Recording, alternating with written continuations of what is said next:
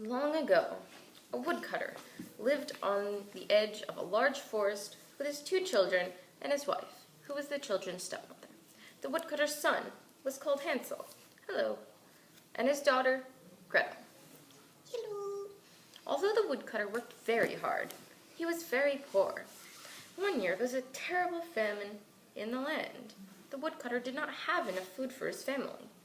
"We're gonna starve, we're so hungry." Starving. Feed me. The woodcutter's wife complained that the whole family would soon die of hunger. So one night she told her husband that he must take the children deep into the woods and leave them there. Hansel heard them talking and told Gretel about their stepmother's idea. "She's gonna leave us in the woods to die." Oh my God. The children were both very frightened. Then Hansel made a plan. "Don't worry, Gretel, I got this. I'm gonna save us." Okay, I'm trusting you. If I die, it's your fault. Later that night, when his parents were sleeping and the moon was high, the boy sneaked outside and gathered as many white pebbles as his pockets would hold. The next morning, the stepmother told Hansel and Gretel that they were all going to gather firewood. As they walked deeper and deeper into the woods, Hansel would stop now and then to look toward his house. Hansel was scolded by his stepmother for being too slow, but he was really dropping the white pebbles to mark the way home.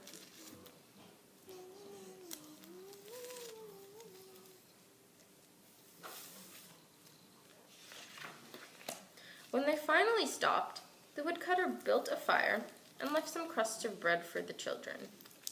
He said that he and his wife would return when they were done cutting wood.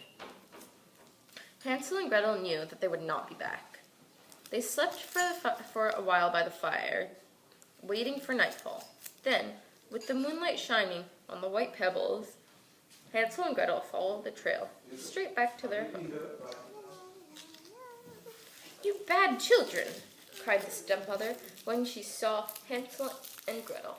"Why did you sleep so long?" But she was secretly angry that they had returned. The next day, the woman made her husband lead Hansel and Gretel back into the woods. This time, the woodcutter led Hansel and Gretel deeper into the forest. Hansel had not had time to gather pebbles, so he crumbled bread and left a trail of crumbs instead. Hansel and Gretel slept until the moon rose, and then they searched for the path of breadcrumbs. But the bread had been eaten by the birds in the forest, so they could not find their way home. Where's the bread? I don't know, it's not here. This is your fault for choosing bread and the birds ate it. I didn't know, I'm sorry. Your fault, not mine. They searched until they were so tired they had to stop and sleep. The next morning, they searched again. Then Hansel and Gretel saw a beautiful white bird who sang so sweetly. They followed him as he flew from branch to branch. Did you see that bird? I saw it. Let's follow. It's so beautiful. That bird, though. Soon they found themselves in a small field where they saw the most amazing house. It was made of gingerbread with a roof of icing and windows of sugar. Look at that house. It's my dream house. It's beautiful. I think I might cry. The children were so hungry they didn't stop to think. They each broke off a piece of the house and started to eat it. No sooner had they stuffed their mouths than they heard a gentle voice calling, "Nibble, nibble like a mouse. Who's that nibbling at my house?" The door of the house opened, and there stood an old woman leaning on a heavy cane. Hansel and Gretel were so frightened that they dropped what they were eating. "Who's that?" I have no idea. She's scary. She's horrifying. The woman smiled and invited Hansel and Gretel into her house. Seeing how hungry and tired they were, she gave them a wonderful dinner of pancakes and apples. Then she made up beds for them and put them right to sleep, as kind as any grandmother. Hansel and Gretel did not know that the woman who seemed so nice was really a wicked witch. Before Hansel and Gretel awoke the next morning, the witch carried Hansel to a little cage that she had built and locked him inside. Help me! I'll fatten him up. He'll make a tasty treat for me to eat. Then she woke poor Gretel and ordered her to fetch water and cook food for Hansel because she wanted him to grow plump. Hansel and Gretel cried and begged to be set free, but the witch just laughed. I want to go home. Please let me out. I want to go home. You're not going anywhere. Each day, the witch, who could not see very well, wanted to feel Hansel's finger through the bars of his cage. She wanted to know whether he was getting plump enough to eat, but he cleverly gave her only an old bone to feel. She thought he was still much too thin for her to eat. You are too thin. You need to be fattened up. 4 weeks went by, and Hansel didn't seem to grow any fatter. Gretel could see that the witch was becoming very impatient. One morning, the witch ordered Gretel to make a fire. After a while, she told Gretel to climb up into the oven to see if the fire was ready. But Gretel said, How am I supposed to see the fire in the oven? the witch became angry at that and climbed into the oven to show Gretel how to look into the fire.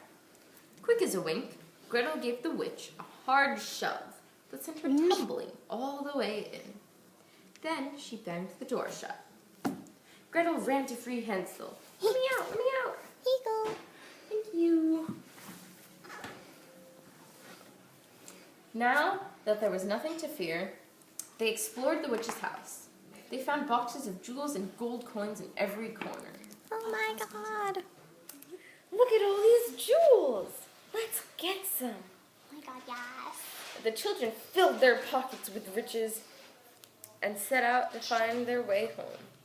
Before they had gone very far, they came to the edge of a wide lake. How will we ever cross without a bridge or a boat? Asked Hansel. Don't worry, I got this. I'll ask the swan to help us get across. The good bird agreed to carry them across the lake, one at a time. Once on the other side, Hansel and Gretel found themselves in a familiar little wood. Soon, they were running down the path for home. The woodcutter cried tears of joy to see his children once again. He had not had one moment of peace since he had left them in the forest, and his wife had died while they were gone.